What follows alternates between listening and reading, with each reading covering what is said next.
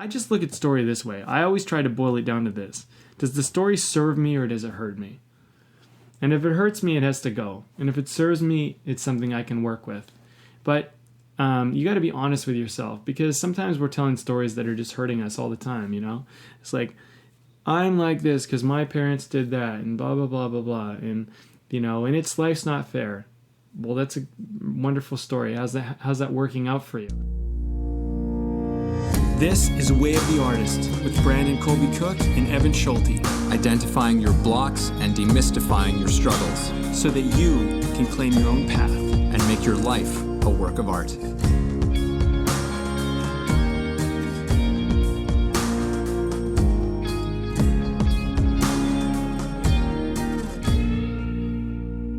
Welcome one and all to Way of the Artist, as the intro may have given away.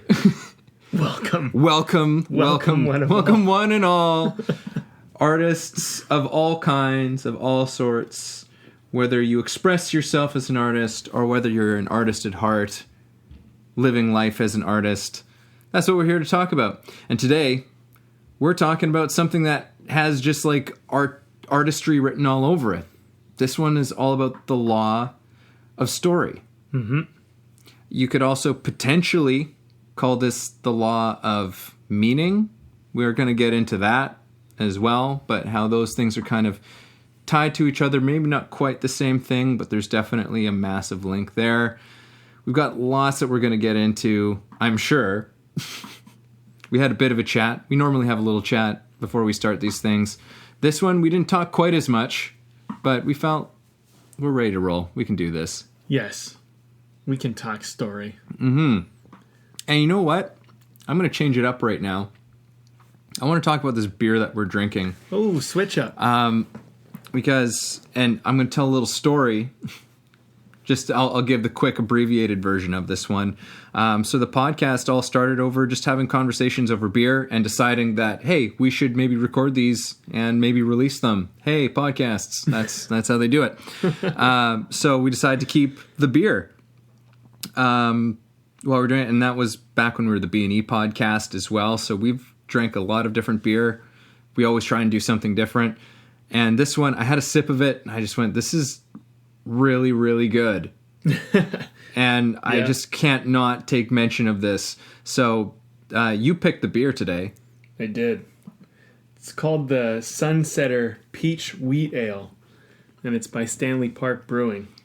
It just looks summery, and I like wheat ale, and I like peach. And that was my decision making, really. And it's a match made in heaven, if you ask me. Yeah, it's nice. And we're not sponsored by these guys or anything, but we're just fans of good beer. And this one's like, sometimes wheat ales, you know, like they're really kind of heavy. You know, like they can be really like, whew, like a mouthful, and you can't drink. You can maybe drink one, maybe two of them. And also sometimes like the when they have like a fruit element to it, that can be super forward in it. This is really light and easy drinking. Like the peach is there, but it's not like slapping you in the face with peachiness. It's still a beer. This is great. I could just drink these all afternoon. It is pretty enjoyable. I think the peach is a little stronger than I expected it would be, to be honest. And I really like peach, but I think if you don't like really flavorful kind of like beers or like that real present flavor, right? It might not be for you, but if you like peach, I mean, it's a really good beer. And you're right, it's light and it's easy to drink. And yeah. I like peach, so I think I'm going to enjoy it quite a bit here. So, moving along, let's get into this. Story. Well, okay, let's talk. Here's the thing I think the most important thing to start off with is the law of story is something that relates to every single person. It doesn't really matter if you're an artist or not. Yeah. Because we've been telling stories throughout history, throughout the decades, and like, decades. That's all we've been around for. We've only been telling stories for a few decades now. You know, whatever you want to say. All right, it's a long time. Anyway, so we've been telling stories for years. We just started this thing. Yeah. It's a relatively recent innovation in humanity. Cave drawings and everything. Yeah. No, we've pretty much been telling story probably from the beginning. Mm-hmm. One could speculate we've probably been telling story from the beginning. And I've even heard it said that beyond food, shelter, and clothing, the thing that we need most is story. Oh, I thought it was sex. Well, I mean, that to a degree, that would be... But story comes first. Story's very important, because, who cares about the sex if you can't tell a story about it afterwards? You're not going to get any if you can't tell a story. Anyhow, let's get this train back on the tracks. Who knows? Who knows? Okay, so why do we tell a story? I think that's something we got to get into. And also, how does storytelling help us in our life, and how does it inform our life? I think this is all stuff that we got to get into around story. First of all, I think we tell story because we're partly because we want to share experiences that we've had. I mean, story is one of the best ways to share an experience. Yeah. If someone asks you, or you tell them something, they ask you about your day, or you tell them something, if you just say it's good, or yeah, it was fine, that's not very exciting, not very interesting, not very engaging. But if you tell the story, if you tell the story of your day, I went to work and, my boss was, on a rampage, and he fired 3 people right before I walked in the door. Yeah. And then, I talked to Larry, and Larry's like, "You're not going to believe what just happened." And Larry, right? And Larry's going crazy. So you start to get people involved in the characters and stuff. And then all this, I'm just making stuff up, but this is kind of, story gets us engaged. Yeah. This is kind of the, and this is where I want to bring in the point that we're all storytellers. Mm-hmm. We just don't always necessarily look at it that way, but each and every single one of us are telling stories all the time. You're telling stories if it's a situation okay, you're meeting up with a friend after work, or maybe, coming home after work or something, and you're telling your partner or whatever. It's that's a story. Yeah. You're wrapping that all up and stuff. When we reminisce and about our past, we're telling a story about it. Even when we're by ourselves, you're in the car, something that happened to you just before, there's a story around it, that we're telling ourselves. Sometimes we're speaking it aloud, but a lot of times we've got a lot of stories that we're playing inside that never get, actually verbalized too. Yeah, most of the time I think the stories are going on inside of us. And, and the thing is we often don't realize that we're living out a story that we've decided on and we've been telling ourselves. Because, if I ask you, who do you think you are? Who are you? And you start telling me, oh, well, I'm a mechanic and I work at this place, and that's the beginning of a story. You're telling me about your character. You're not a mechanic. You just happen to be somebody who fixes cars and knows how to do that and decides to do that a lot with their life. But you're building a story around how you're this character, the mechanic. Mm-hmm. Now, when I asked you who you are, let's just say that you said the mechanic. You could have said anything. It doesn't really matter what you said. Why did you say that? Which is a really important part of story. Story is about, what do you filter for? What do you frame? What do you put in the picture for me to know? What do you put in the picture for yourself and focus on? Because you could have said, well, I'm a father, I'm a mother, I'm a son, I'm a whatever. I want to be this. Yeah. So there's all sorts of things in story that get, that we focus on or don't focus on, and we don't even realize that's what makes a story. Yes, and there's story in, and if you look in any of the arts as well, there's usually a story that's going on as well. I kind of want to try and attempt at this. I don't want to try and force it, but there's all of these things about actual storytelling itself, where we can look at it as a craft and how that has implications in our lives as well as. But there's in a painting, there's a story. In a piece of music, there's a story. Story is just infused with everything that we do that helps us. To get back to that question that you had asked, I was like, so why do we tell story? Why is this seemingly an important thing? And I would even say, why is story such an ingrained part of humanity? Why do we do it? And story really helps us to make sense of things. It can also create a lot of illusions for us too, depending on the kind of story that we're telling. Like, just as an example, say there's a couple of friends who are supposed to meet up with each other, right? And one friend's waiting at a restaurant for their friend to arrive, and they're late, and they haven't shown up, and they're sitting there, and they're going, why are they late? Why are they late? What's going on? You know what? This is so typical of them. Like they don't have time for anybody else to send a quick message and say that I'm running behind, or to make me a priority, and blah, blah, blah, blah, blah. And next thing you know, there's a story, there's a narrative that has been weaved that's got this person in a crazy state. And I'm sure I've done this before, where all of a sudden I'm bringing a lot of assumptions. I'm bringing a lot of just kind of like all of the stuff goes into this story. And then that person shows up and they go, oh my God, I was just in a car accident. I was so far. And next thing you know, the whole narrative is gone. And the anger is just like, oh, are you okay? Like, it's just like that. Like the narrative is shot. Plot twist. Plot twist, exactly. So our lives are full of plot twists in the way that we tell stories in our personal lives. But that was just something else I wanted to throw into the ring here. Yeah. Well, I mean, I think story does a couple things. I mean, part of the reason why we tell it is to create meaning in our life, because we need meaning. But part of the reason why we tell a story is because we want to understand. We want to know. We want to make sense of things. And story helps us make sense. So, some people jump to the conclusion of this friend is late and they don't care about me. Another person jumps to the conclusion this friend's late, maybe something happened to them. Yeah. And then this can also be tied into how has that person shown up in the past? Have they been late for things a lot? Have they never been late before?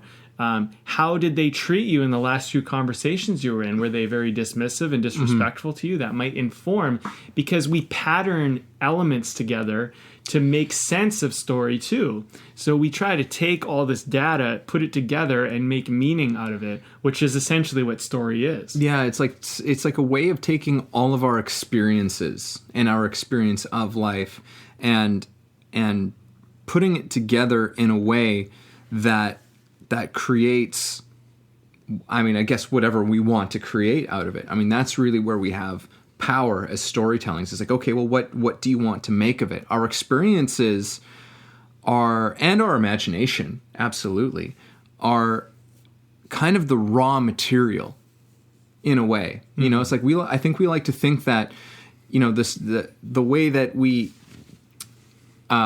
explain like our points of view, our beliefs, and all of these things as if it comes from some kind of like completely objective place.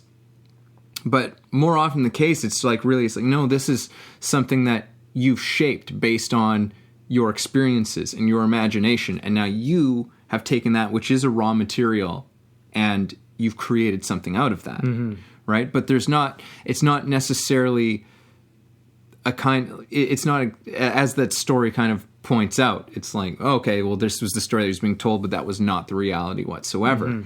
So this is kind of where this is in many ways the amazing thing about storytelling, like our ability and our power to create things.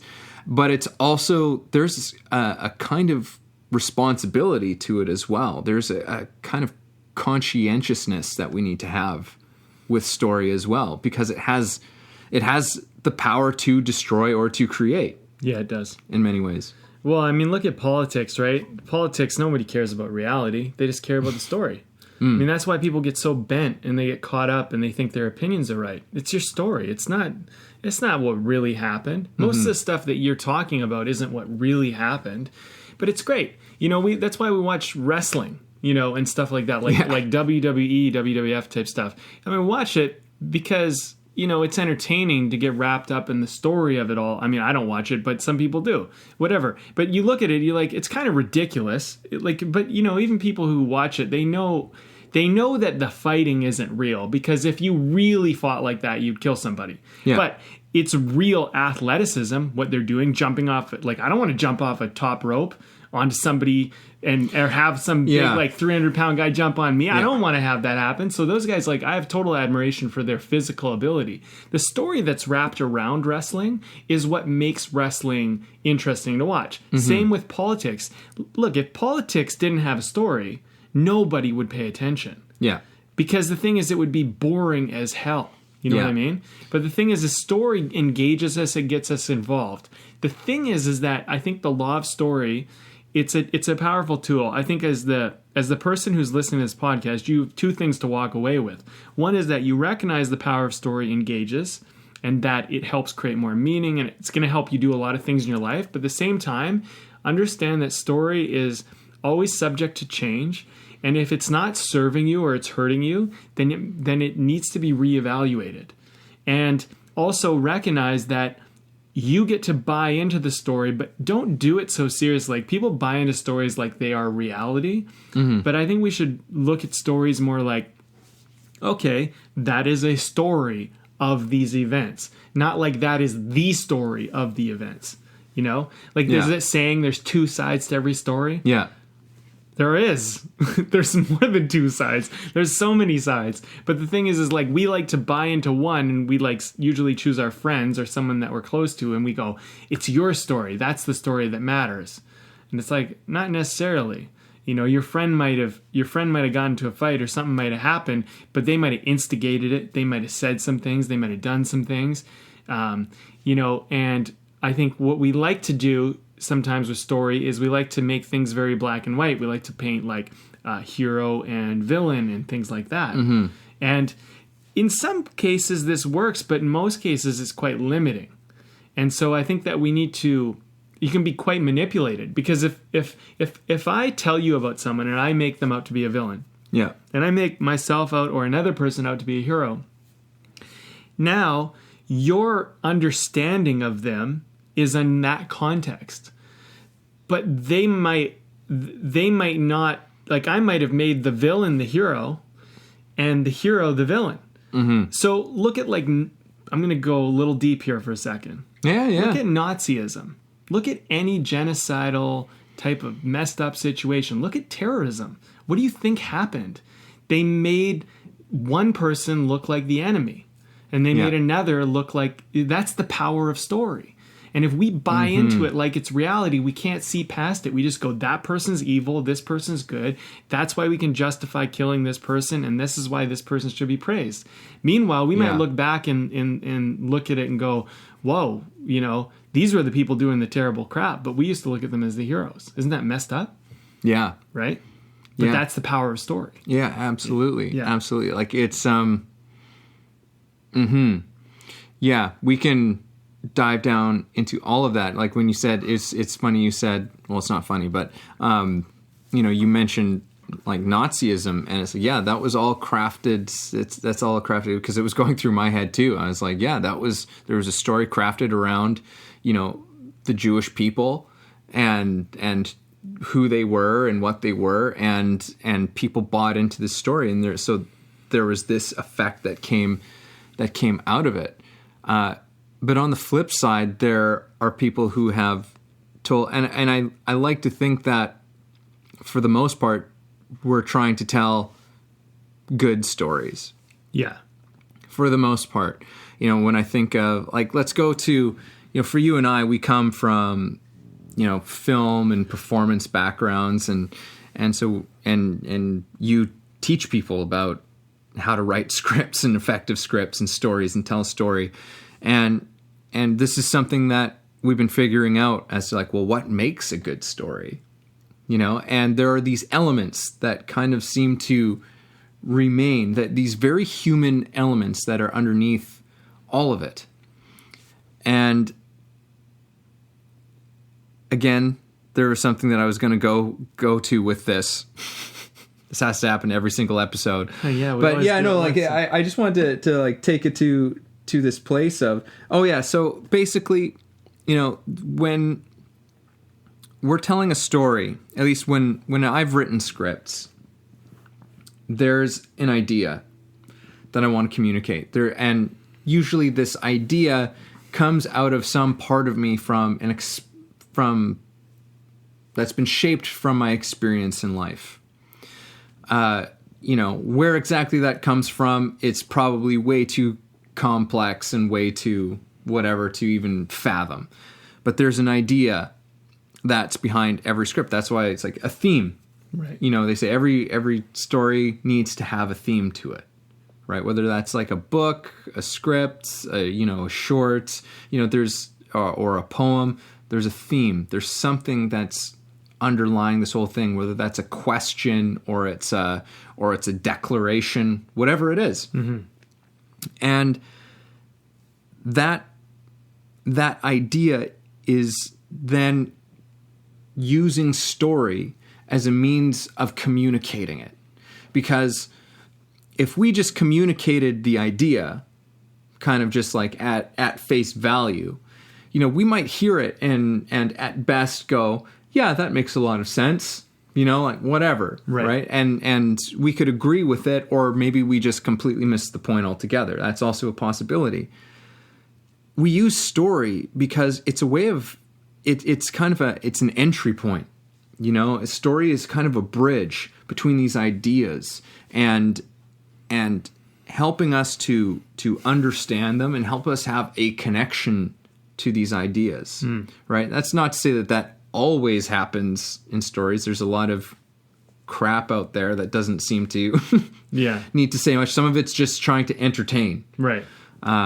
We always try to, push people to just like entertain. Absolutely. That's great, because being entertained is often, again, a great catalyst for an idea. Right. Right. But it's like, so it's when you can combine those elements, which is, again, when we're often telling a story, even if that's like, whether you're a person who loves to tell a story, maybe you've got an uncle who just like tells great stories. There's a way in which it all goes. There's a way that makes it so effective and useful, and we walk away with something as a result of it. Yeah. I mean, I think with story, just a few things that are always kind of common principles in there. We have to relate to the story to some degree. We have to somehow find a connection and in every story. So if it's our friend who's telling us the story, that's our in. We care about our friend enough to care about their story or whatever, or whoever this person is. Another way is like when you're making a movie, you're not necessarily friends with the people who are going to see your movie. You need to create a character that they either find themselves to be alike, they wish they were more alike, or this person is so interesting and fascinating and different than them that they're interested in what they are like. But notice how it's like, and they used to say in Hollywood likability, but we don't really use that anymore. Some people do, but we use relatability, because the reason why I use likability, it gets confused though, because people go, oh, that means I have to like them. You don't have to like the character. You might not like them at all. But it's the relationship to like that matters. Because here's the thing about story. Story is a projection. So when I'm telling you a story, you're projecting yourself into the story. You're literally in a trance going, okay, these events are happening and I'm there. Even if you're the weird, crazy character that you're nothing like, you're trying to imagine yourself being like them. That's where likability comes in. It just so happens when you like someone, you just naturally do that. So the thing about story is that we need someone to either like, or we would like to be like, or that we would like to know. That's the key thing to remember. So when we're telling a story, if people are disengaged, that's like a big part of why you would be disengaged. In the business school that I did with Ted McGrath, right? He talks all about story, and story is a big important part of building out your business and doing this stuff. I love it. I think it's incredible. But he talks about how a story, what you're doing is you're bringing people through a journey, and then you're ultimately when they're connecting to the story, when they relate to the story, then you're bringing them through a transformation. So for example, my story, I started out like this. I was 10 years old. and I'm playing for the soccer team. And it's my first year on the team, and all the parents are on the sidelines. Everybody's cheering. My friend's dad has a camcorder out. He's recording us. I'm playing defense, and we're pressing up. And then I get the ball, and I'm at the top of the box, and I kick it in, and I score my first goal. And it's my first goal, so the whole team just celebrates. Every parent on the sideline, like everybody's parents are there, celebrating, jumping up. And I look over, and the only parents that are there are mine. And I have this feeling that if it was important, they would be there. So what's happened here? You're with me at 10 years old, scoring my first goal. You're there. You scored the goal with me, and you looked over on the sidelines, and you experienced the people you love not being there. And you experienced being alone when everyone else had somebody.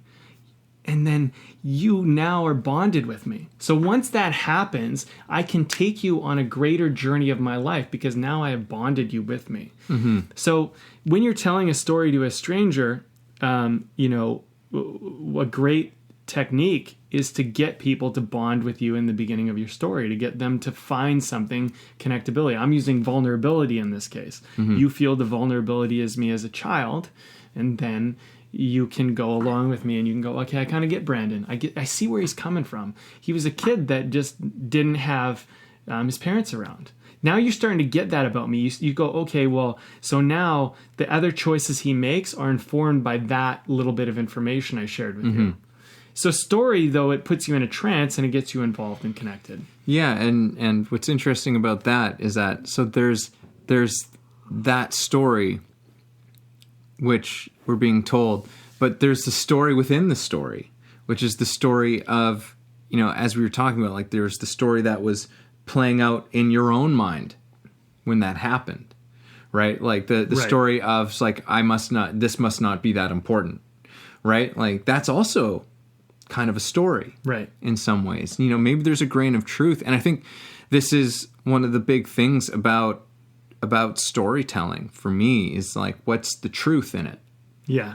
I think this is an important question for us to ask as an objective measure, to keep story in check. Is like, well, what is the truth in this? What is the truth that is being communicated in this story, right? And this goes for the stories that we're being told, because again, we are being told tons of stories all the time.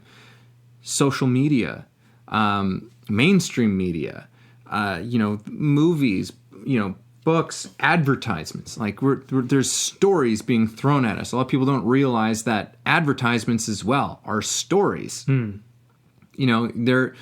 Advertisements aren't selling you stuff. They're usually selling you a story of who you are, or a story of who you want to be, or who you think you're supposed to be. Like there's a lot of, again, or what you think is good and what you think is bad. Yeah. So there can be a lot of, this is also kind of one of the sort of the dark side of where story can go, is there's this weird sort of insidious nature to it as well.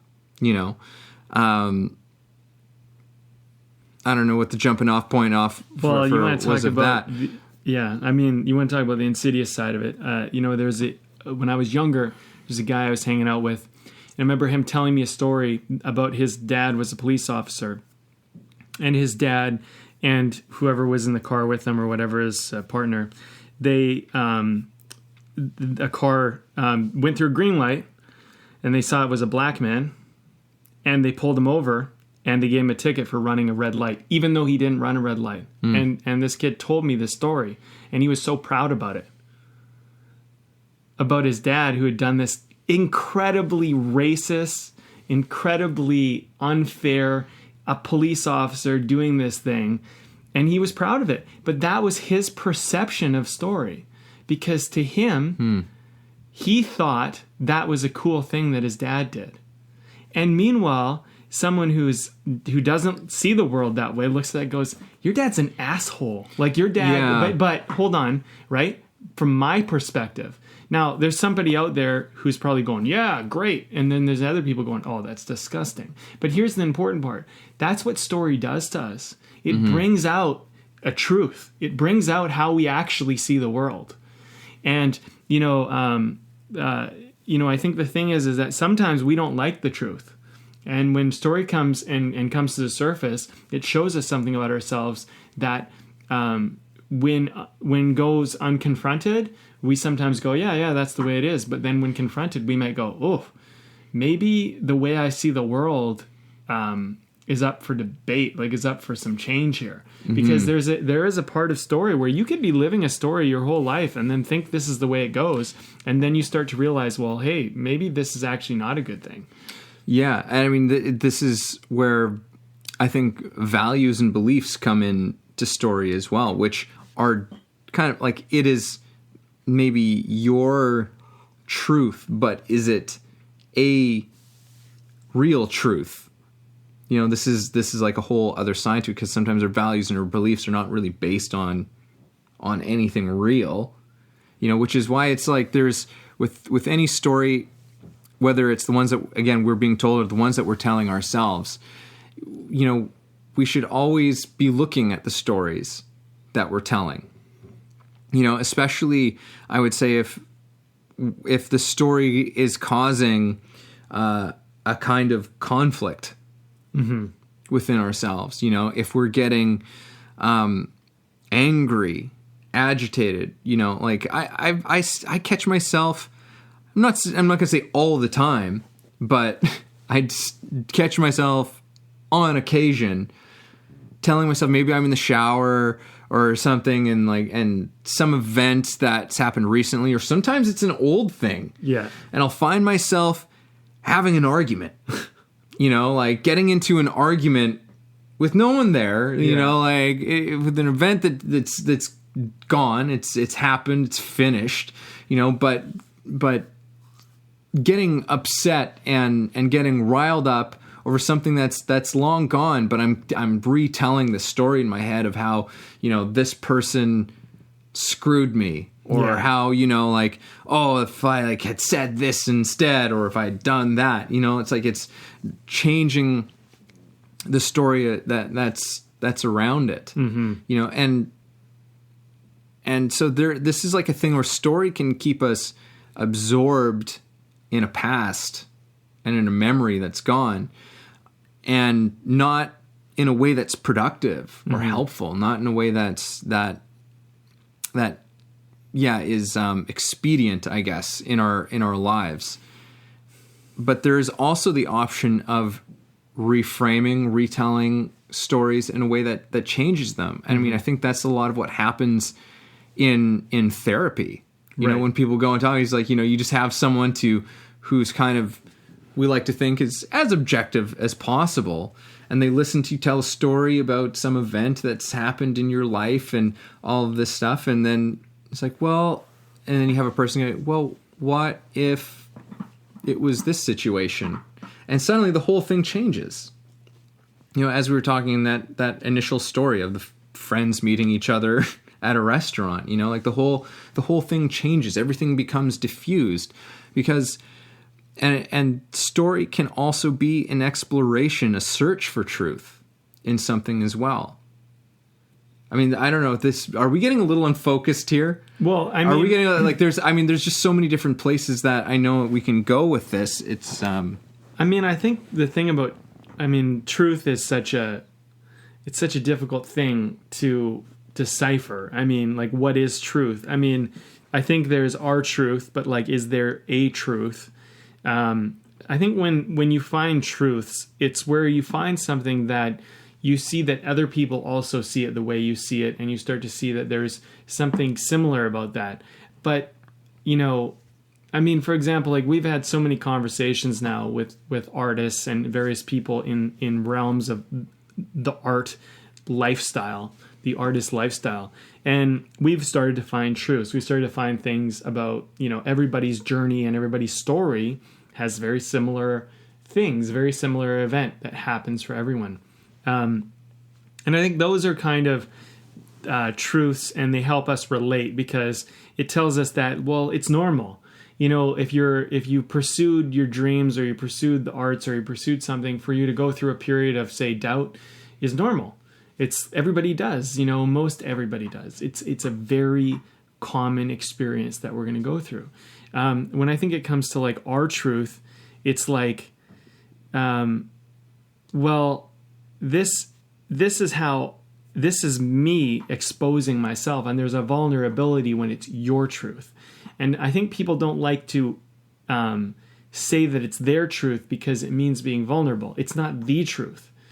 You know, I think the hardest thing about being a screenwriter or a storyteller is like when you write something and then you realize that not everybody might see the world the way you see it. Mm-hmm. And so then you've exposed your truth. And that's very vulnerable because now they're going to get to see a way that you see the world, which might not necessarily be how others see the world. But there might be something really great about that, but there also might be something that, you know, it might people find weird or whatever, you know. But story is it's such an access point to our meaning, right? Yeah, absolutely. And I mean, it's so shaped again by our experience, because that's you know, my wife always says, don't share your opinion, share your experience. You know, because we have, and that's where in storytelling, by sharing our experiences, we have a chance of connection. Well, look at the story I just told. 10 years old and playing soccer, scoring my first goal. My parents aren't on the sidelines to cheer with me. That's an experience. Mm-hmm. So you get bonded to the experience, right? Yeah. So it proves your point exactly. It's not an opinion. It's like, it's not, they should have been there. It was meaningful to me. It was like, oh, this must not be important enough. Yeah. That was my story, me telling my truth. My truth was, oh, well, this is just not that important. But then my whole life became around like, well, what is important? So much of my life after that point. And you know, this is, when you tell a story like that also, like, this was not the only event where I probably did something and they weren't there for it. Mm-hmm. This wasn't the only meaningful thing. And I can think of many others actually. But this was one that stood out for me. But what it's really is a theme of my life. It's like, at what point will I do something where someone would actually pay attention to and they'd actually care? Like, all the other kids' parents cared, but mine didn't. So what do I have to do for someone to care? You know what I mean? Mm-hmm. And so then the thing is that becomes a part of my story. That becomes a part of my journey and a part of my truth. And so then I become an overachiever because I'm trying to do something meaningful to get, basically, the reality is my parents' love and affection and attention.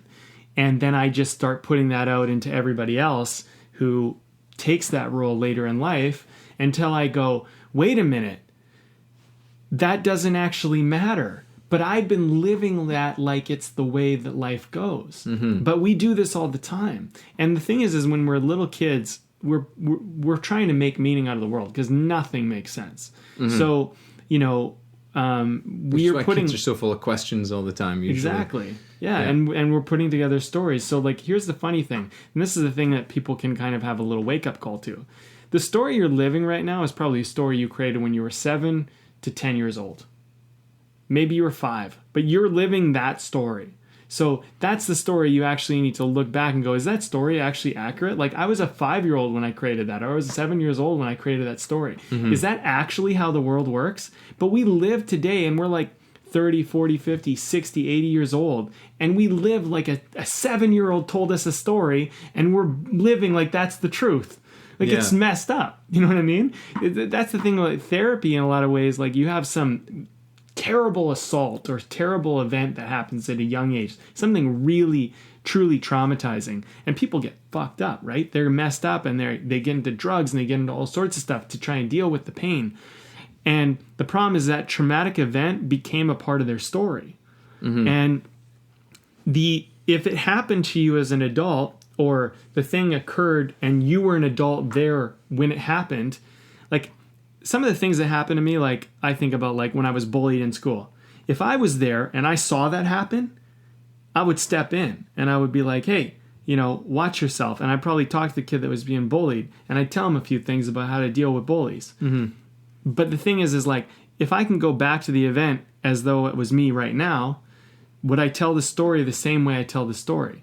But at the time, I was a little kid who didn't know how to defend myself or whatever, and so then that became a part of my story, right? So, like, I think the thing is story is always up for rewrites. It's basically what I'm at. Yeah. And in many ways, our relationship to our stories as well. Yeah. You know, like, we were talking a little bit about this. I'm reading this very interesting book right now called In Search of Character and Calling by James Hillman.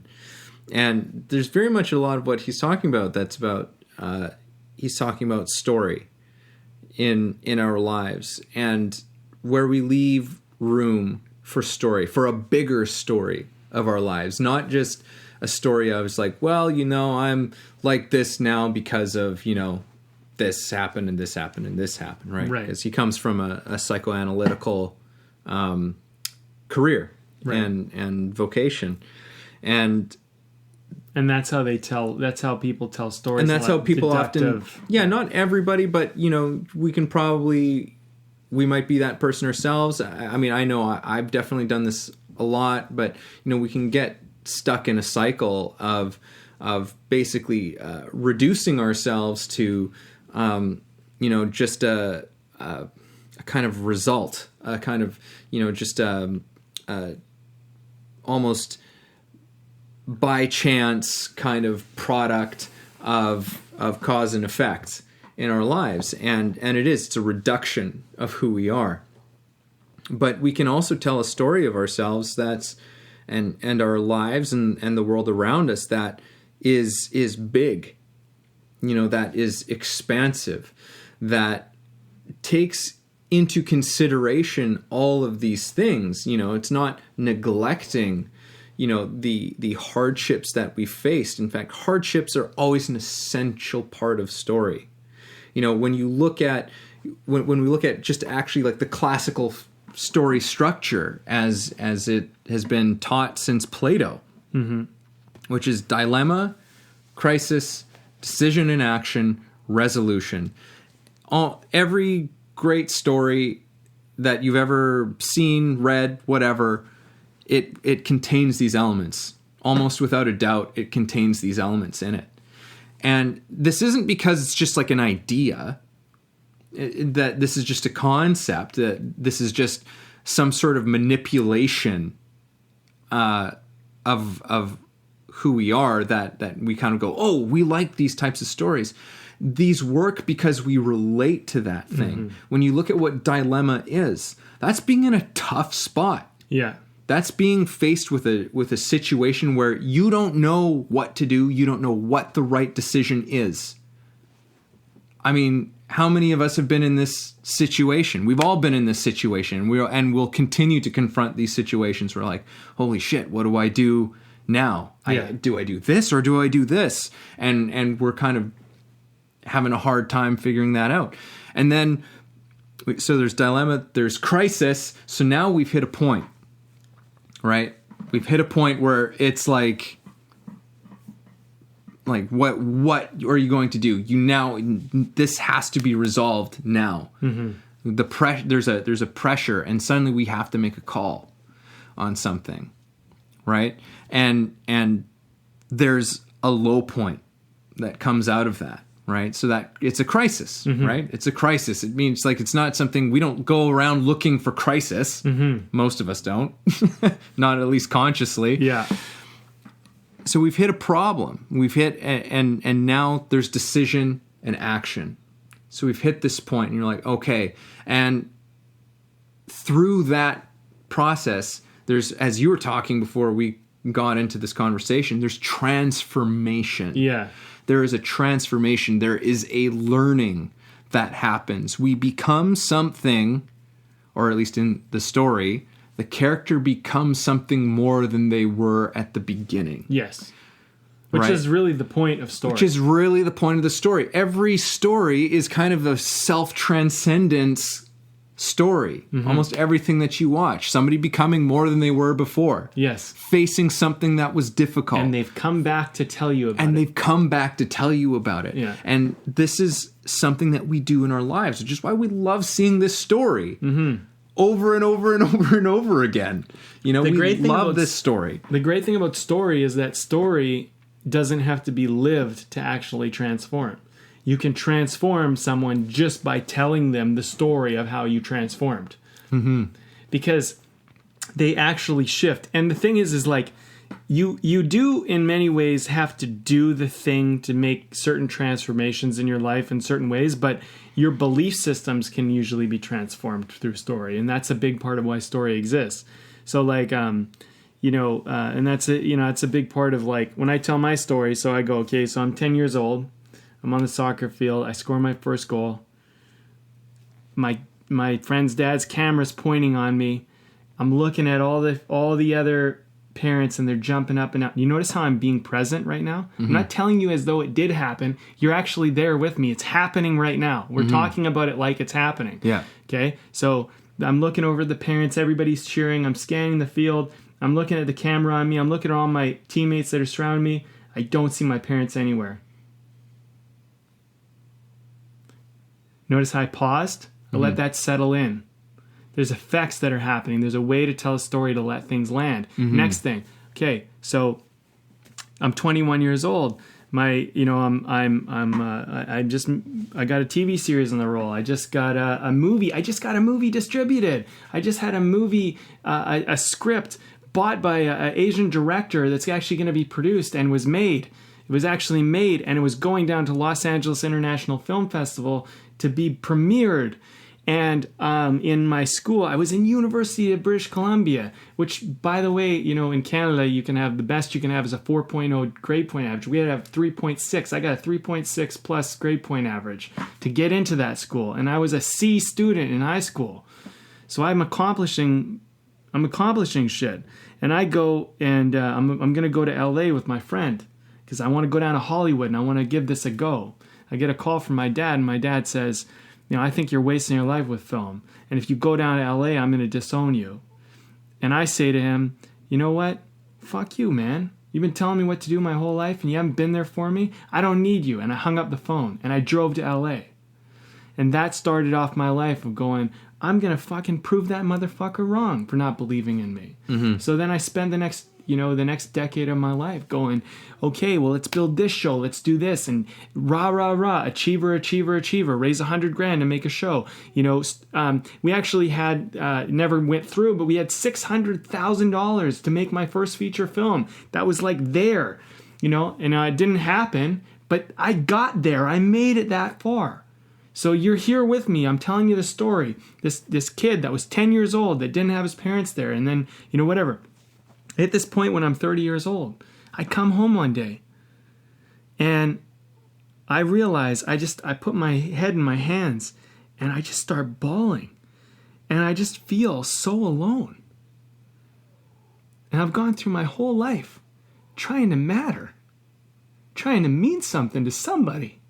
And I feel like I don't matter. It's like, what do I got to do? What do I got to do to matter? Okay, so now you're with me here. My whole life has been about mattering, but you're with me right here in the story. And that's when I realized I need to decide I matter. I need to decide I matter because I hit that point when I put my head in my hands and I was like thinking, I might as well go jump off a bridge because there's no point. And that was the moment where I realized I got to decide I matter. Nobody in the world is ever going to make this happen for me. And like, me chasing and doing all this stuff to try and matter to someone else, that was the mistake. So now if you've followed me to this story, hopefully at this point you've had a transformation and realized, shit, man, I'm doing the same thing, Brandon. I'm going through my life trying to do things to matter to people, and I don't matter to me. But if you followed me down to this story, now you get the transformation. Now you get to see what I do from this point on, and I get to see what you do, but that's what the story does. Now your belief system, you didn't have to necessarily live the whatever 20 years I did of trying to matter to somebody. You get to just hear that story and go, okay, I get it. Stop trying to do things to matter to other people. Decide that you matter. Decide and find it in yourself, which, maybe that would have changed the way I'd gone about things. Maybe I would have done the same things, but I would have done them differently. And now I do things differently. But this is what story does. Story takes something and it brings our humanness. And you were talking about truth. Like, what's the truth? I think the truth is everybody knows what it feels like to not matter. Everybody knows what it feels like to not mean anything or to not be important. Everybody knows this. And so that's a common truth we all have. My truth is that I learned it through film and through trying to matter to my dad and my mom and my soccer team and my film crew and whatever. That's my truth, my version of a truth that we all live. And so story, it hits on multiple fronts. It shows something personal about your take, your I like to use this word, refraction of the light, in a sense. Right. But the truth that you were mentioning before is the truth is like, God, don't we all know what it's like to not matter? Don't we all have a point where we just wished that person loved us or that person cared or that it mattered? And I mean, that's a big part of our journey. It's not everybody's main focus, but for me, it was a big part of my life focus. And then it got me to this point in my life where I'm like, okay, you know what? I do matter. Now I'm on to a new part of my journey. Now I'm on to a new thing. But and it will be a new transformation that I end up uncovering eventually. But up until that point, until I hit that point where I came home 30 years old, put my head in my hands, thought about jumping off a bridge, realizing that if I did, my mom would be in there cleaning out my apartment, and how horrible that would be to do to her. And I realized, shit, I matter to her. I actually matter. And I'm actually making a difference in people's lives. I need to decide I matter. I need to stop walking around like I don't matter. That's the problem.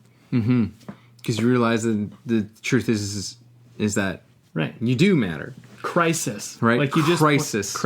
I hit the crisis. I'm thinking I don't. I hit that point, and that's what it took. Crisis makes you go, shit. Either you do yourself in, which fortunately I didn't, or you wake up and you realize I've hit enough pain I need to look at life differently. Yeah. And I think crisis brings story fantasy into story reality. Because here's the reality moment for me. When I was there crying in my hands, thinking about walking down the street to jump off that bridge, I started thinking about the next day, and I thought about my mom coming into the place or the next few days coming in and cleaning up the place and I just jumped off a bridge, and that was a reality that I would have to face. So the whole thing about do people care about me? Does it ever matter? Will I ever be enough? All of that was kind of this weird fantasy part of my story. But then when you start to think about life and death, kind of brings down to the ground a little bit about what a story really is and what's important. Yeah. Actually, I recommend this to everybody. Now, this is going to sound fucked up, but I honestly recommend this. Write out a suicide letter. I know it sounds fucked up, but write it out. Because what it'll do is just write it out as a practice for yourself. You can burn it, you can do whatever you want. But the thing is what it'll do is it'll bring up some things for you. And you'll start to go like what would happen? Because first of all, your story, your letter will bring up why you think it'd be worthwhile to do this. The other thing is you'll start to realize what would happen if you actually did. And that will actually maybe shift a bunch of things for you, Just it's and I know most people won't do it, but honestly, I think it's a great exercise because it makes you really look at the value of your life, And I think a lot of people they don't realize that. That's why people do unfortunately go. I've done kind of an exercise similar where it was writing a eulogy. A eulogy. It's like you write a eulogy for yourself. Yeah, I've heard of that one too.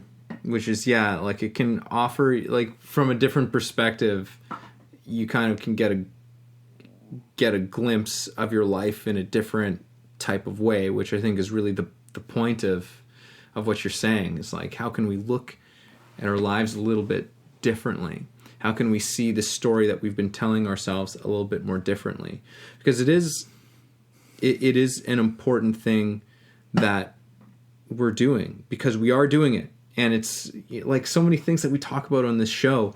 I think that we're really, in many ways, we're advocates of being conscious in what we're doing, being conscious of the stories that we're telling. Because if we're not telling it consciously, we're telling a story unconsciously. Yes. right? And that can cause all kinds of havoc. That can cause all kinds of unnecessary conflict. But when we start to get a little bit more conscious from that standpoint, suddenly there's transformation. There is healing. There is all kinds of extraordinary things that come as a result of it, just by being focused. And so this is where storytelling and learning a little bit about being a storyteller and seeing it, like, look at your life with sense like, okay, well, what's my life of dilemma, crisis, decision and action, resolution? Like, what are the things that have these big themes that have shaped me? Mm-hmm. And within that, this with this sense of like calling and purpose, and what were you here to do? What were you here to learn, in this life, right? What might those things be? Maybe you haven't explored those questions yet, but these are questions that, that the great storytellers have considered, have brought into it. I think of something like Homer's Iliad or the Odyssey, right? Like it's a classic piece of Greek literature, right? About a man who's like with his crew on a ship and he's lost for over 10 years or something like that. And there's crazy mythological characters that come up and there's all sorts of symbols and stuff, but there's a humanity to all of it. But there's this extraordinary sense of poetry and mythology and whatever to this life. And I'm going to propose to you that your life is no different than Homer's Odyssey. Your life is no different from that. No, did you literally necessarily sail around for 10 years? He's like, no, not literally. Did you confront, Medusas on deserted islands? Not literally, no. But you'll start to find, this is the beauty of that story, is that it's all, the whole story is just a metaphor of a journey and the things that we encounter and the things that we overcome and how they shape us into becoming who we are. Because at the end of the story, he makes it home, ready to be because he's supposed to be the leader of this city. He's supposed to be the leader of these people. And he wasn't ready to do that. He wasn't there. And it took him this big, long journey to come back and be the leader, to be the husband, to be the father that he had to be, to do all of that. So it's like, and meanwhile, but the whole story's been about like, oh, no, I need to get home. I'm trying to get home. I'm trying to get home. I'm trying to get home. Right. And along the way, he learns what he needs to be. Right. Right. So this is our lives are no different from this. We're all on a voyage at sea. We're all encountering Medusas and we're all encountering, these figures that challenge us, that in a way we have to a part of ourselves has to die in order for us to move on, or what we thought in the past, or what we believed, what we valued changes, and they transform us, and we transcend. Your life is no different from that. I think whenever you have any aspirations, any goals, anything, you will find that there will be the transformation that needs to occur, and then there will be a story in this transformation. And I think the thing is, if you can't tell a story, then you can't derive the meaning, and then you can't derive the meaning, you can't have the transformation. So although we're making up meaning and we're meaning making machines, like things don't mean what we necessarily make them mean. I mean, some people love football, some people don't like football, some people love hockey, some people love rock climbing, some people love writing, whatever. But the thing is like, you make things mean, you make them more valuable, you make them important, you decide all of this stuff. And your story focuses on the things that are meaningful, and it frames out anything that isn't of your concern. And And then you pattern, you put everything together, you put all these pieces together and try to make sense of them. I think the big thing to look at with the law of story is just simply that you are making up the story. And to start to look at it and go like, well, you're on your way. Here's the thing. This is the way of the artist. You're on your way. You're telling a story as you're on your way. I mean, this is kind of a cornerstone bit of content here because it's like on your way as an artist or on your way as whatever you're doing. But this is the artist way of doing it, the way of the artist, right? So it's like to look at it and be like, what is the art of your life? What is the story of your life? And you get to decide what's meaningful and what's not. And at any point, you can shift things. I just look at story this way. I always try to boil it down to this. Does the story serve me or does it hurt me? And if it hurts me, it has to go. And if it serves me, it's something I can work with. But you got to be honest with yourself because sometimes we're telling stories that are just hurting us all the time, It's like, I'm like this because my parents did that and blah, blah, blah, blah, blah. And, and life's not fair. Well, that's a wonderful story. How's that working out for you? How's it helping your relationships? How's it doing all this stuff? I think story is a great starting point to start to build a better foundation for who you can be and how your life can look. Mm-hmm. And I'll leave people with this thing. This will be my last thing I'll say, is that I believe everybody believes they are the hero of their own story. But I don't believe everybody is the champion of their story. I believe more people are the victim of their story. And I would wildly suggest that you become the champion of your story and not the victim of it. Because the victim makes excuses for why their dreams don't occur. And the champion makes reasons for why their story helped their dream occur. Jeez, you're going to make me follow that one? Oh, God. I mean, yeah, that was something it's not about following. Yeah, it's no, just an idea. Well, it was a good one. I liked it. No, we didn't even, I hadn't even thought about that flip of the, being the victim of our stories or being the champions of our stories. I mean, I feel like I just kind of want to piggyback off of that. It's yeah, absolutely. We can. Well, if we have more to say on that topic, we can put a few more minutes into this. Well, I mean, we'll see. I'll riff and then we'll see. I didn't mean to leave you hanging. But it's, yeah. My only thoughts were to kind of echo that was, the story that we're telling. Look at the story that you're telling, and it requires attention. It requires focus on our parts. It requires a level of conscientiousness in our lives to catch the stories that we're telling. And if we are telling stories that make us fall victim to our lives, if we're telling a story that paints us in a light of a tragic figure, that's on you. That's on all of us. Anytime I've been in a low place, I'm usually telling a story that's painting me in a very small light. In not very much at all. And it really is a choice. And you might not agree with me on this. There might be a number. I'm sure there are multiple number of reasons why we can convince ourselves that it is not a choice.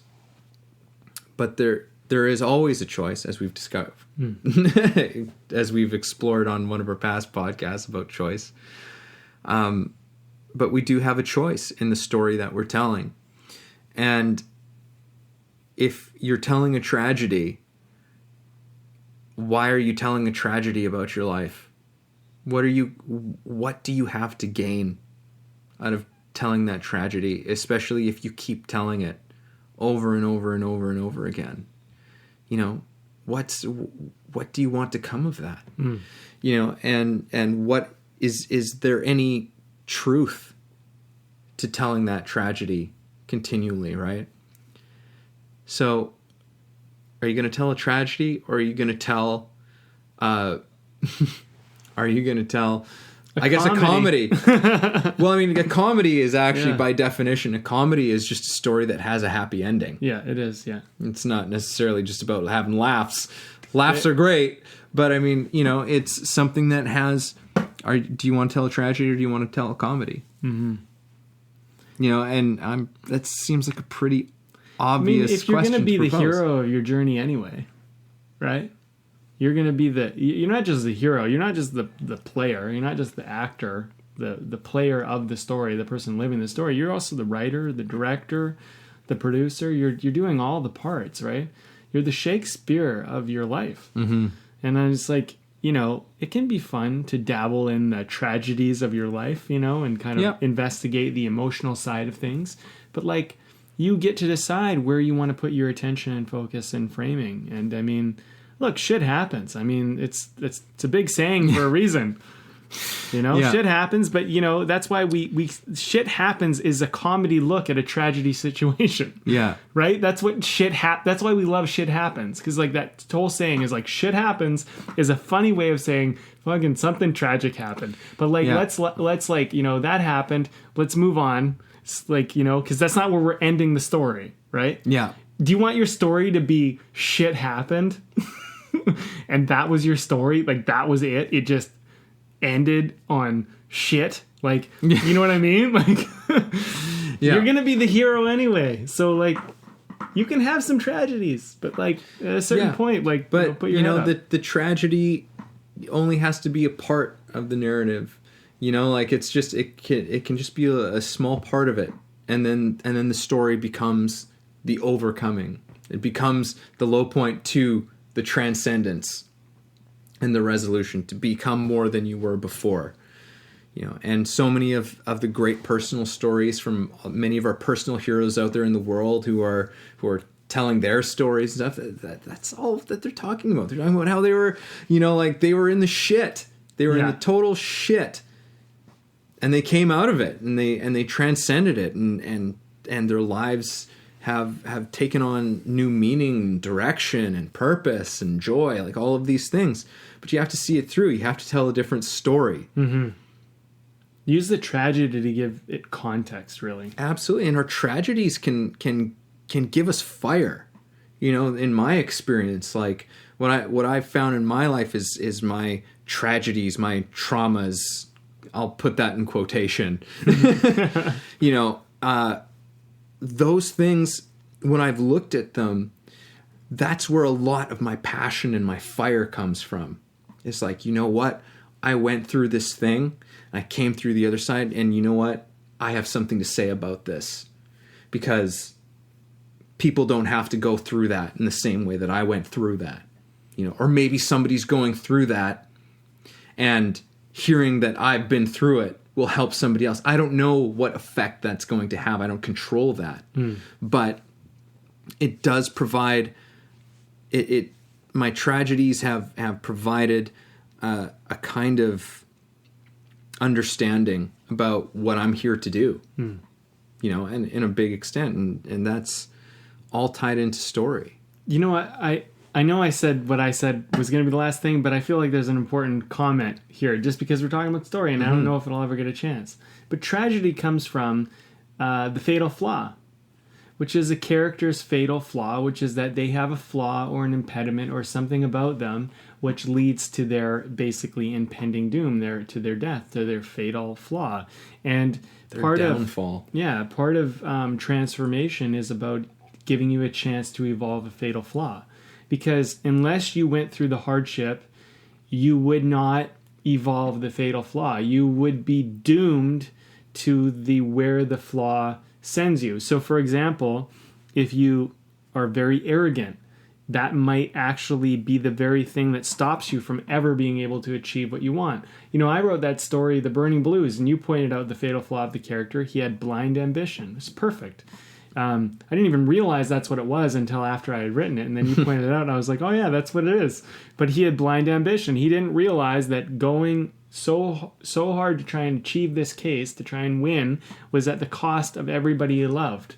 And so, in some ways, he had to go down that line to realize that his ambition His blind ambition, which wasn't really concerning everything else, was the very thing that would lead to him losing everything that actually matters. But he had to go through that, at least in this story, but life's much like this. You have to go through that to realize and wake up that, hey. And I mean, maybe that blind ambition in some ways is very much like my own because I wrote the character. So, hey, there you go. But transformation has to occur, right? So if you stop at the tragedy, you don't get the transformation. But if you go and you look, because the comedy guy laughs at it and looks like, look who I was. Look what I was doing. How silly of me.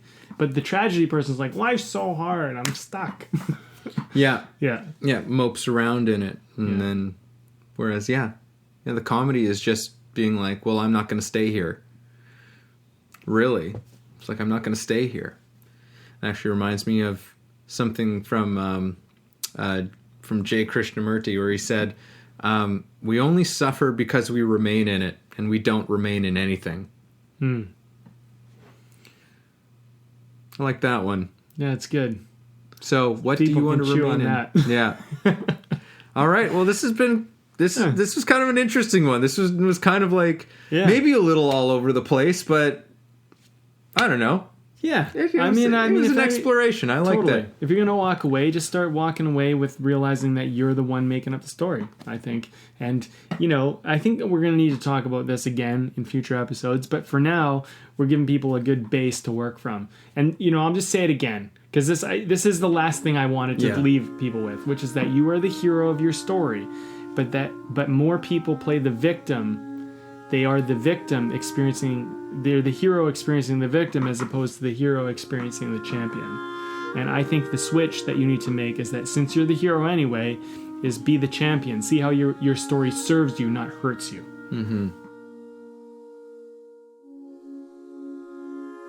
Thanks for listening to the show.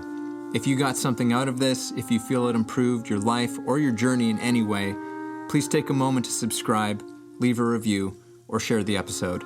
You can also support us on Patreon, where we have tons of great bonuses. You are the ones that make the show possible and help us to thrive. Thank you for joining us.